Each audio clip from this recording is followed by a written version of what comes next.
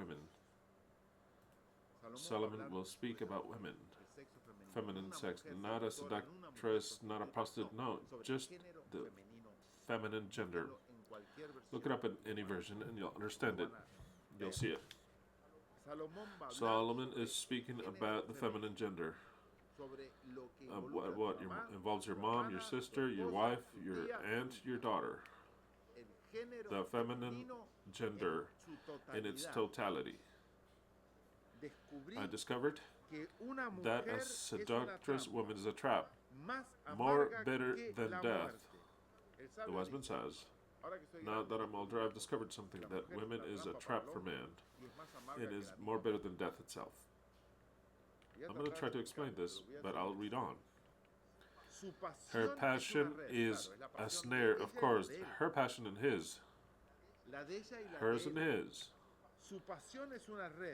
Her passion is a snare, and softens are chains. Those who please God will escape her, but the sinners will fall in her snare. It's not talking about a prostitute. It's not talking about a woman that went after you. It's talking about the feminine gender. If you don't believe me, look it up in any version and you'll see that for Solomon, in this declaration and for what comes next, demonstrates that my words are so.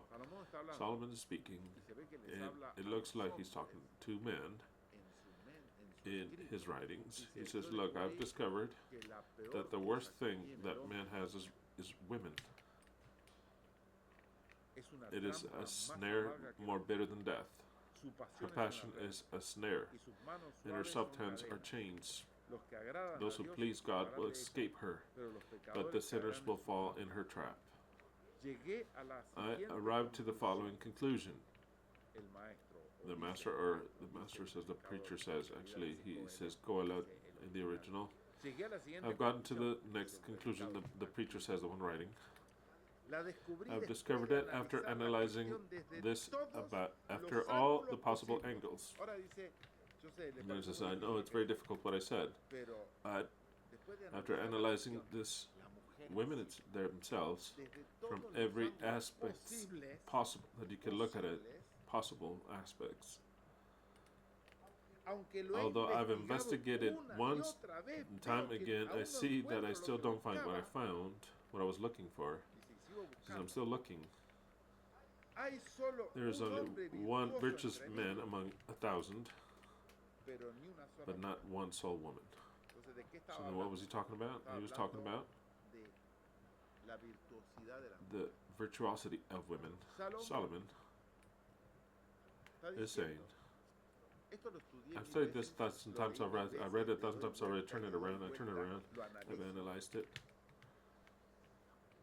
Women are a trap for men. It is more bitter than death. In other words, it's worse than death. And it says, after analyzing and checking this well, out of every 1,000 men I find one that is worth anything, but out of women none. And did you know that in the original it says, out of every 1,000 men there's one, but out of women not a one. It doesn't say 1,000 women, just none. It says it even uglier in the original. It says, every 1,000 men I find one. Not virtues or anything, that's added. Out of every 1,000 men I find one. But out of women, not a one. That is what the wise man says. Yet, I have found as follows. God created humans to be virtuous, but everyone has decided to follow their own downward path. And that is where the chapter ends. What is Solomon trying to say? What is Solomon trying to say? That had more women than any other man. I mean, don't even mention it. What is Solomon trying to say with this? What is it that you can imagine that Solomon is saying with this? I was looking to see if I had a different version to read. No, this is the same in this version. It's exactly the same one that I was reading. What is Solomon saying? What is he trying to say? What advice is he giving? I see this very clearly. usted va pensando qué es While lo que you're el Señor thinking está over what dando, advice Solomon is giving, qué es lo que quiere decir, what is he trying to tanto say, hombres como both men and mujeres, women? qué es lo que está What diciendo el más is sabio the de wisest of todos. all men Para eso le saying? dio That is why he gave him the anchura de wide corazón como el océano heart para decir as the esto. ocean to say this. Tiene razón Salomón. Is Solomon No era correct? tan ancha la sabiduría, Was parece que the le dio wisdom Dios. not so wide that God gave him? Okay. Por algo les leí There's a que era reason el why I hombre read más to you sabio that de he was the todos. wisest man of them all. Y llegó a la conclusión And he de got que to the la conclusion mujer when es he una was trampa told that mortal a para woman el is a hombre. mortal trap for ¿Por men. qué? But why? Y que nunca encontró And pero that he ni never una, found not a one. ni Not una, a one. como la gente. Like, decent. Y la pregunta es, And the question ¿qué is, es lo que quiere what decir? is he trying to say? A ver qué dice en esta Let's see what it versión, says in this se la version. tratan de Let's see if it's worth reading it.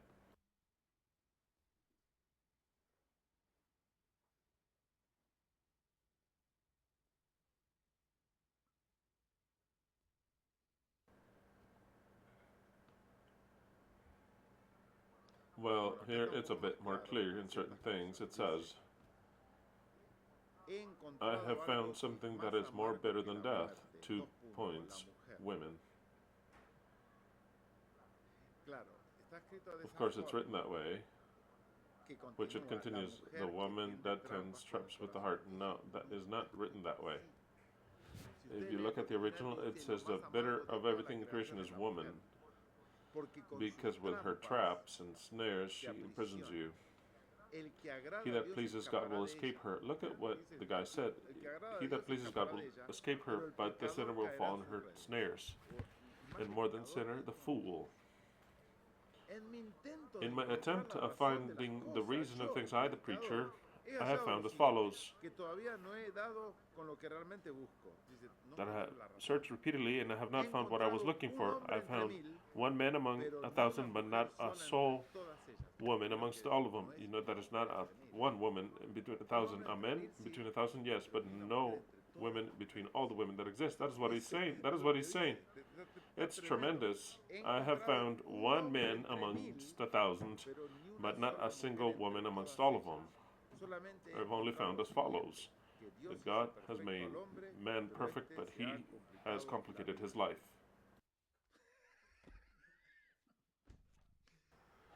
Okay, why do we read these things? Why do we read these things? Because it's the one that wrote Proverbs. He, in his mind and reason, he noticed, came to the conclusion that all the bad deeds that he had done personally, he did them because of women. Whomever she might be. Because the Bible also says that women had perverted Solomon's heart and they made him do temples in Mount Olives, and he placed pagan temples because women asked him to. So then Solomon, a wise man, when he lost, I believe, the sexual appetite, it's kind of like an enchantment fell from his eyes and he said, wow, I was really an idiot. Look at all the things that I've done because of women. So then he accused women because of all his mistakes. And then to end it up, he's like, tell the truth, there's really no good women. Well, Solomon then demonstrates to be a Jew, a machista Jew, even if he's the wisest. God made him the wisest, he's machista.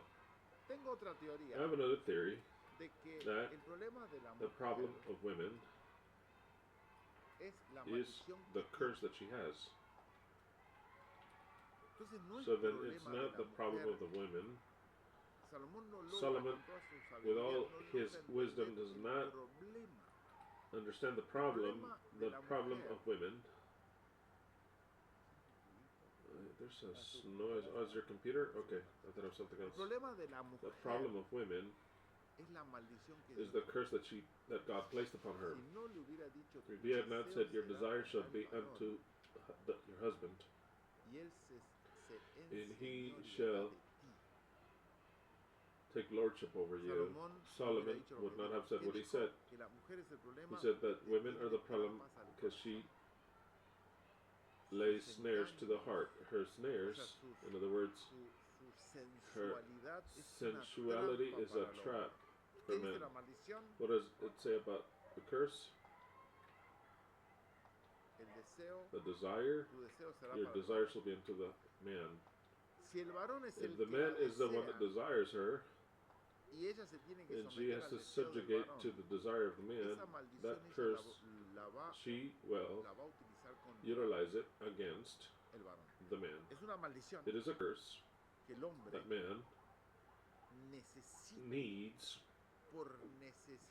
by need, a woman, out of necessity, a physiological need and desire needs a woman. And women, by having that attraction, she will utilize all of that curse that God placed upon her, but to subjugate man, to bring him and to make of man whatever she wants, until man breaks away that enchantment. That is what Solomon's saying.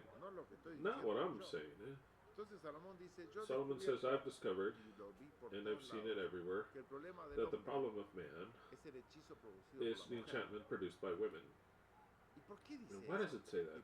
Because he had very bad experiences with women, and even if he had more than 1,000 women, he didn't found any that were worth anything, because all of them, they all utilized their art to take advantage of Solomon, because in the end of it all, if it would seem, and I'm not saying that there's exceptions, even if it would seem that man takes advantage of women, the one that gets more of a profit of the situation is women, believe it or not.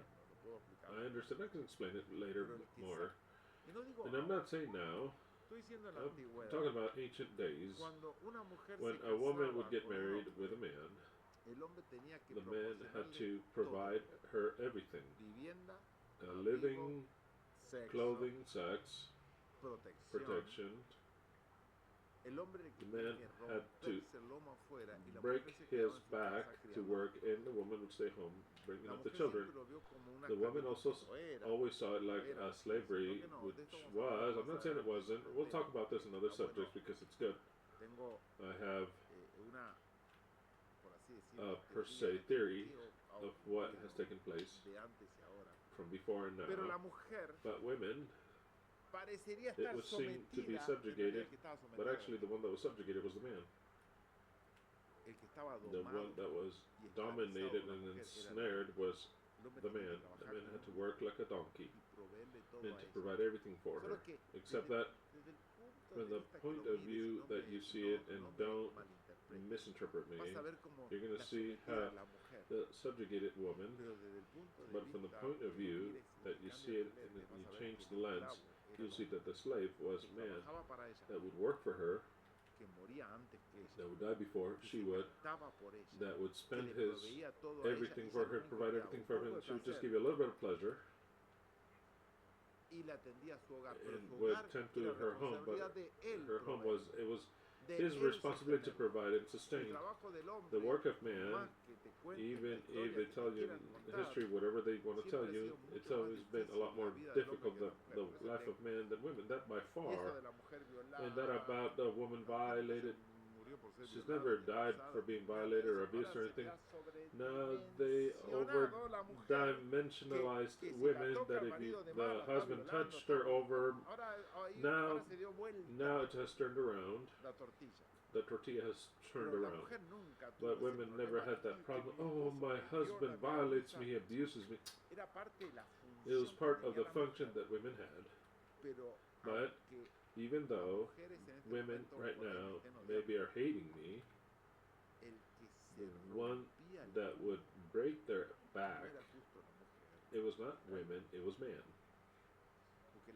Because women would live at home protected, and she had her job, but the work of man, it was always brutal. From sundown to sundown. Because we're not talking about an office worker, we're talking about the guy that would work in the field at sunrise. The male boys, as soon as they were of a short age, they would go to the field to work with their father, and the girls would stay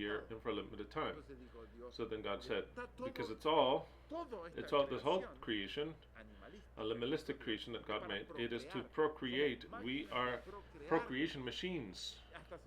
He even noticed this is why I'm going to give him 800 years. Look, 500, 600 had children. No. No. The Creator saw it.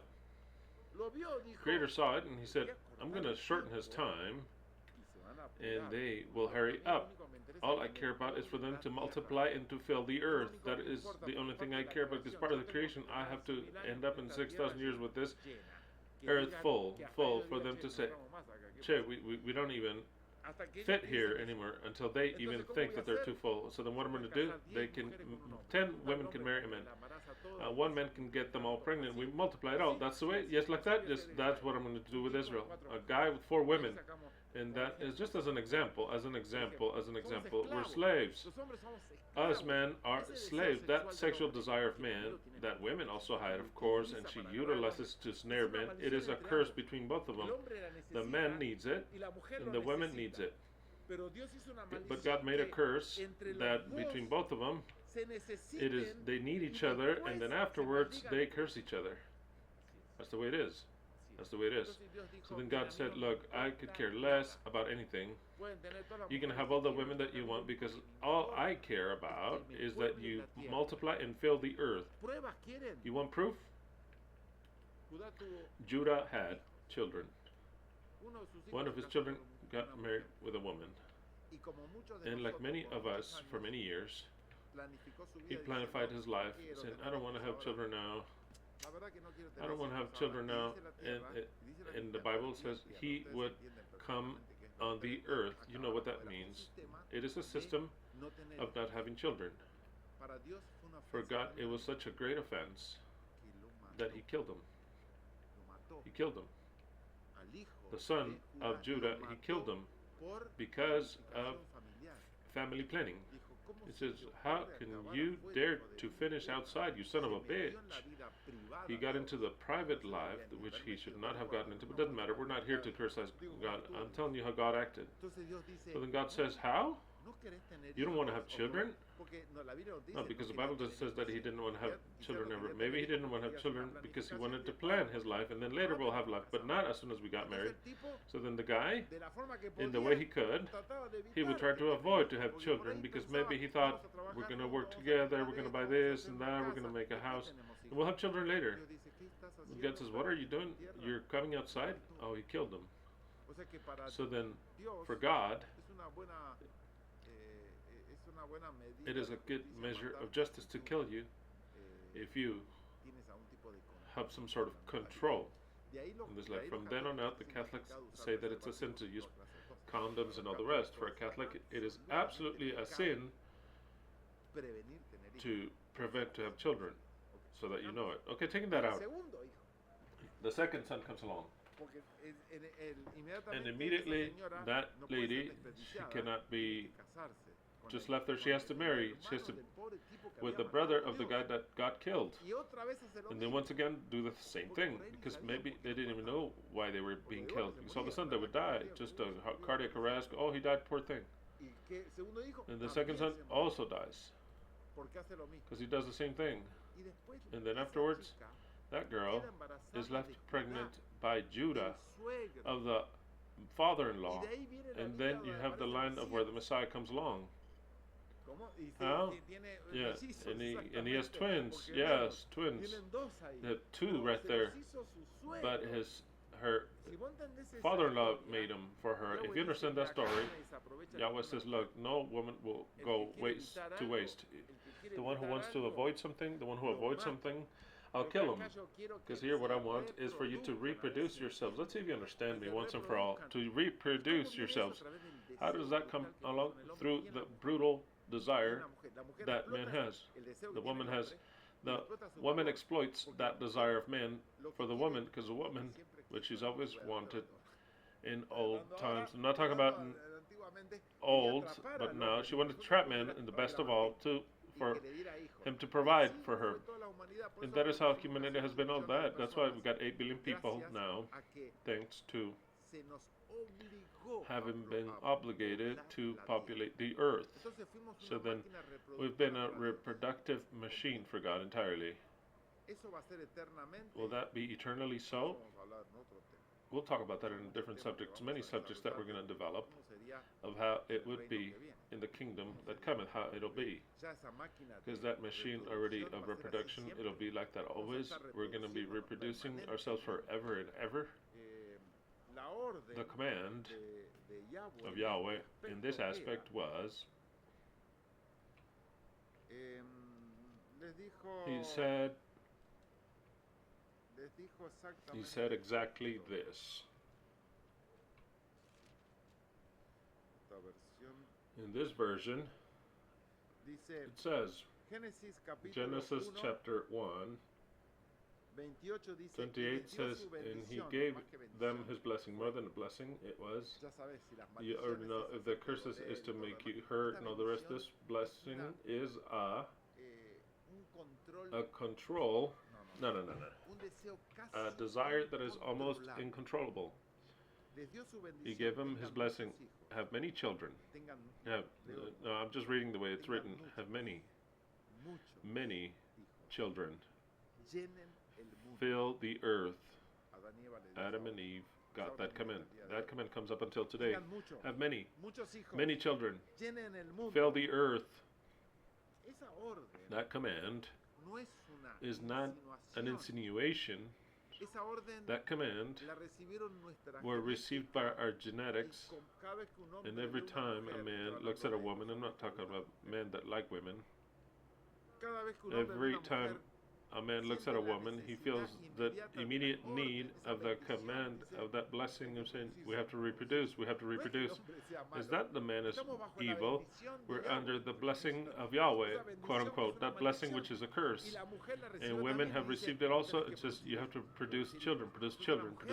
So then women, they become beautiful, becomes beautiful only, not to please herself, but to attract a macho. I've told you 1,000 times over, that's the way it is. Even if you say, I do it for myself. No, it isn't so. There's something deep inside the psychology that is attracting machos. Because if she doesn't go pretty, whom is she going to attract? So then women, she uses mini skirt, the best clothing. She uses makeup to look more attractive. For whom? For the other sex, because I have order within that I don't know what it is, but it obligates me to look pretty and attractive. Because if women lived alone, didn't have that, she wouldn't worry about looking attractive and pretty. She wouldn't be worried, but she has a command within, genetically speaking, to demonstrate herself attractive to attract another macho, like a flower that is opened. The flower is not open because she wants to be pretty. And you say, oh, how beautiful is that flower? No, it is being opened so that the macho comes and pollinize her. It's not that say, oh, how pretty, the flower wants to be beautiful. No, the flower does not want to be beautiful. The flower is open to be pollinized, and women become pretty to be pollinized. There's no other reason. Don't matter the reason that the women give. You're going to say, oh, I want to feel good. Yes, of course, to feel good, to feel pretty, is to open yourself to be pollinized. What I'm saying is a command of creation, a fact of creation. A woman that surpasses that could give a fuck how she looks. She could give a fuck how she looks. Because she does not need any more of man. Women that needs of man, she needs to be pretty. Why? To please man. It may be difficult for you to understand this, but it is human nature. Like man, also, he's looking for women always, to whom he gives as a command, until that command that the Messiah will annul. Because if it's a command that says, the God Creator says, populate, have many children, that is the same voice that said, you will be accursed and you have your children with pain and you will sweat like a son of a bitch. That is what he said, right? To get the bread and to feed your wife, that at the end of it all, it'll be for you more bitter than death. taking together all the words of Solomon and all the rest. It says, if that is the same command of multiplying the earth, the Messiah will say, that's it, it's over. The reproduction is over. No more reproduction. Because we're no longer in creation. Okay, pay attention. Because I'm teaching a new concept. Logical concepts. If the creation lasts 6,000 years, we have a command of reproduction and to commit all types of mistakes, as long as we satisfy God the Creator, because the people only have sex because of God the Creator to reproduce ourselves, or else sex would not exist. The only reason for sex to exist is to reproduce, nothing else. If there were no reproduction, then sex as we know it will no longer exist and become something else, sex would, which is unknown for you, per se. It's unknown. The only function of sex is to have children. There's no other function. That's the function. If they want to tell you otherwise, no, because of a relation, that's a lie. That's a lie. In sex, man casts a product to have a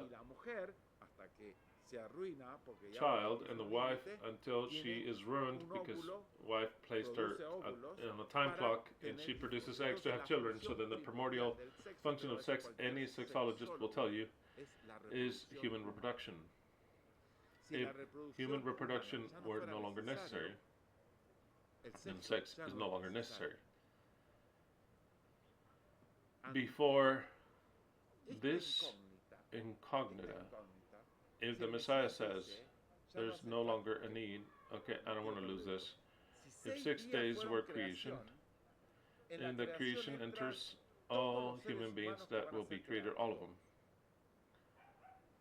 In the 7th day, the creation ends of Yahweh, and what begins in another stage. So then why not think that what is completed in creation is the reproduction? No longer children, no more children. Way too many children dead that we have to resurrect, which are all the human beings. No more children until not everything is completed. Maybe later in the future there is another system if it is necessary. But if so many billions of people exist, maybe that is what will give plenitude to human beings without new reproductions. It is difficult for me to think, not what I'm saying, it is a possibility. It is difficult for me to think about new human beings born under the new system that there will be, that they have not gone through our experience. There'll be a great difference with those that have had our experience. Way too big of a difference. Do you think that they're going to exist, new beings? Before this question, the Mashiach responds.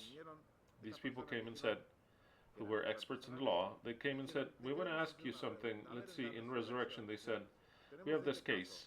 This woman is married with a brother, he died, married the other brother, he died, married the other brother, died. They all died, all 7. In resurrection, this person, whom will she stay with? With which of the 7? What a question, because you might say, wow, I mean, it's a difficult one. She got married with all 7 brothers, and all 7 died. Whom will she stay with? The Messiah, which is a shadow of the Messiah, Yahweh, was emulating the Messiah, has an answer to give. He says, you, first of all, do not know the scriptures. You, who are the scribes and Pharisees, that know it by memory and you write it, actually you don't know it. What do you mean they don't know it? Because you don't know the occult meaning of the scriptures. That's what happens. It's not for you. You're not the kings. That is why you know not the meanings of scriptures. I want to make that very clear. It says, you know not the scriptures and you ignore the power of God. What is the power of God? Well, that is anything that you can attribute to the power of God. But there's something else, he says. And there he adds something that's difficult. He says that I always try to explain it in millions of ways. He says, in resurrection, in other words, in the new millennium, He says, no, you know what? There won't be any more marriage. What? Yes, he says, no. No more marriage. No more. No more. No, no more. And he says, not just that, but rather be like angels. Hold on, how are the angels? Oh, I'm not going to tell you that. But it's not what you think. The Messiah tells the Pharisees, it's not what you think. In other words, the answer is that this lady will not marry any of those seven. So then, the Messiah, which is a figure for what the Messiah, wow, it's been 3 hours 17 preaching, 3 hours and 17 speaking. How many people know that 3 hours and 17 speaking, they don't drink one single drink of water? I see some YouTubers, they 2-3 words and they have their water right there. Oh, their throat, 3 hours and a half speaking. Okay. I have a lot more things to tell you, but it's not the appropriate time. I have more things to tell you of things that I think about the New Kingdom, and to clarify a little bit more what the Messiah said.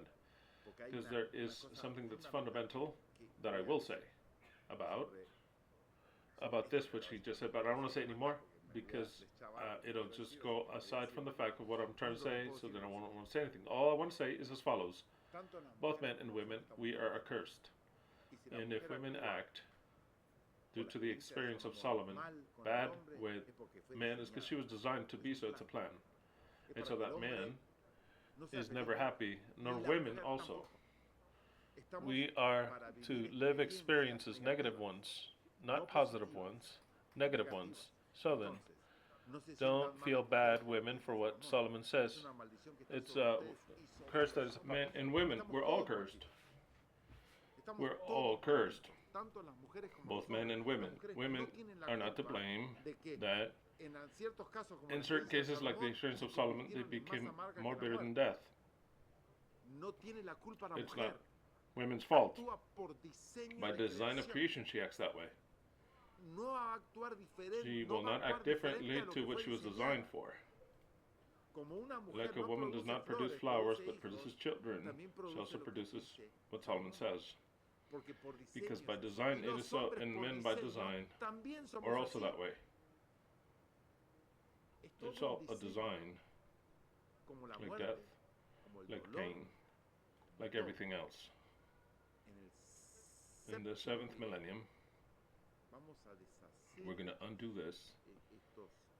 We're going to undo these curses. The curse that falls upon women, the curse that falls upon man, the curse that falls upon the couple. We'll undo all that completely. But I want you to little by little understand that life in the new millennium is not like life that exists here today on earth. So then, we'll left off on text number 3 of Proverbs 1. We advanced up until 3, but I believe that we have already established this teaching, once again, very fresh. And we're going to advance quickly soon. Of course, I'm not going to answer questions because I want to first get up to date almost. If next Shabbat I advance a lot in Proverbs, then I'll answer a couple questions here and there. But I wanted to establish this principle. Women are not what Solomon says. Solomon only sees the result of a curse because he is also accursed and women are accursed. It's just that he says because he's not all wise. The Messiah is wiser than he is. So then the Messiah doesn't say women are perfidious, that she is more painful than death itself. No, the Messiah says, poor women, she is accursed. Poor man, he's accursed. We all suffer in different ways, in different modalities, but we're both accursed. You have to do something to break these curses. For that very reason, Solomon, within his perspective, says what he says, and I comprehend it.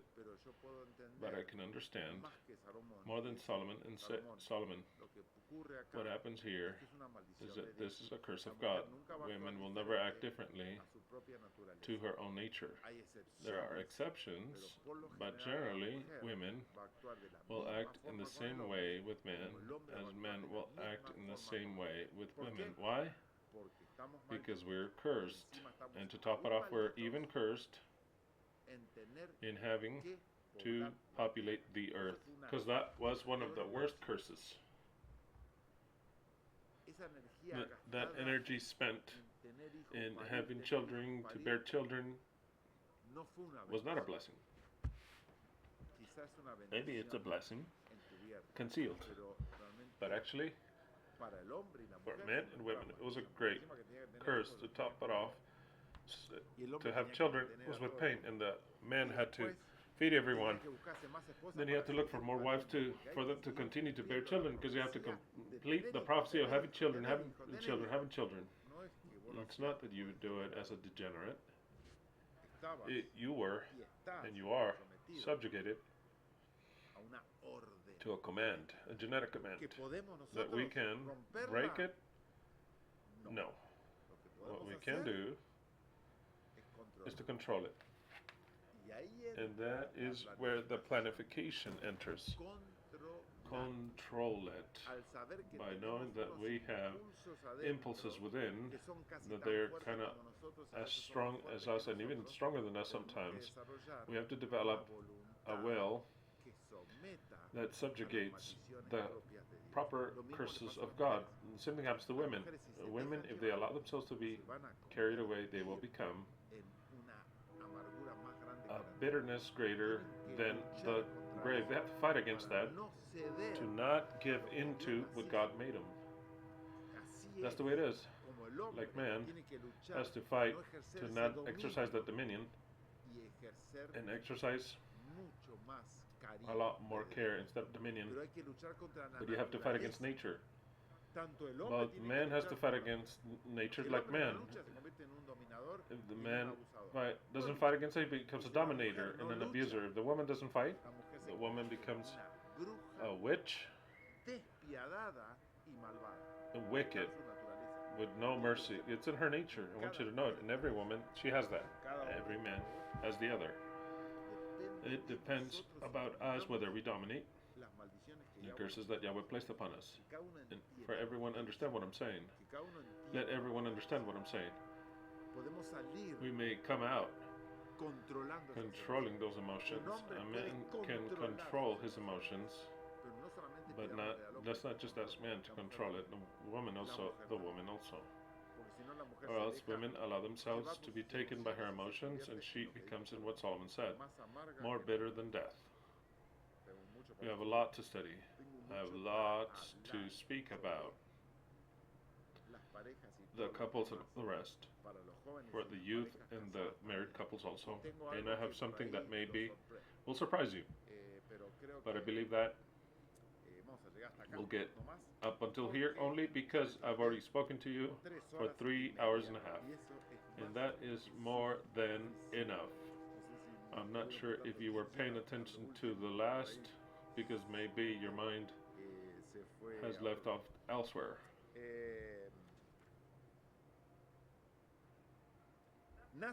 A flower is born every day, the sun comes out. Every now and then you hear that voice, as of bread delicious to sing in the balconies of the mind with the cicadas, the craziness.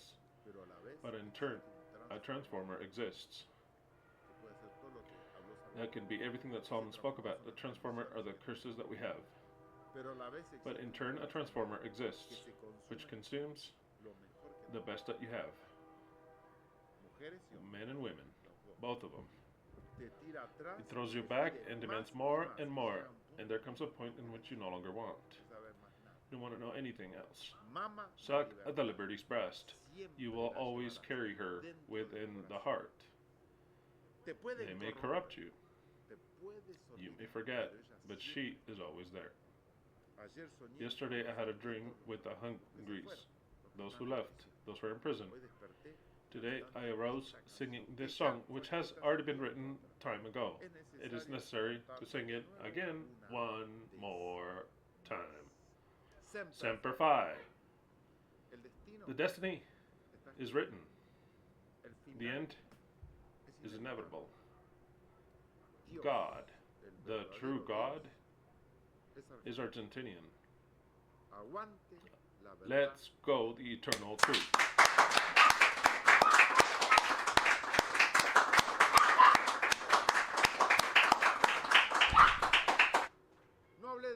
I didn't speak about Boca because it's a disaster. We lost. I mean, it was so nauseously. We don't have a coach. We're still without a coach. And tomorrow we play against Newell's All Boys. But in our field, maybe with luck we win. We need to win. We need a win desperately, but we don't have a coach. So then maybe with luck, and we can make it tomorrow, Sunday. I think that at 3 p.m. California, my time. Precisely, give or take at this time, within a little bit later, tomorrow, the game would begin. Boca, Newell's All Boys. Let's see. I hope that we do well, because it goes worse with us every day. That's why I didn't speak out of Boca. But I hope that I want the Boca. Let's go Boca. Tomorrow, we have to win. Let the laurels be eternal that we knew how to achieve. Crowned with glory, let us live, or we swear with glory to die. A comment that someone that watched the video wrote last week made me laugh. He said, "You are completely crazy and insane." And it made me laugh because I wanted to tell him, yes, exactly. We are those crazies. Do you know it, my friends? We're completely crazy because we think that there's an eternal justice that is called to rule the world. Yes, we are entirely crazy, completely crazy. Let's go the eternal truth. Hallelujah to every one of you. Remember to give us a like if you liked it. Do not get offended any women because we're both cursed, just women and men and women. I want you to understand my words, and also some comment if you liked the subject. We'll continue to say this. It's fabulous. Hallelujah to every one of you. We shall meet again next Shabbat.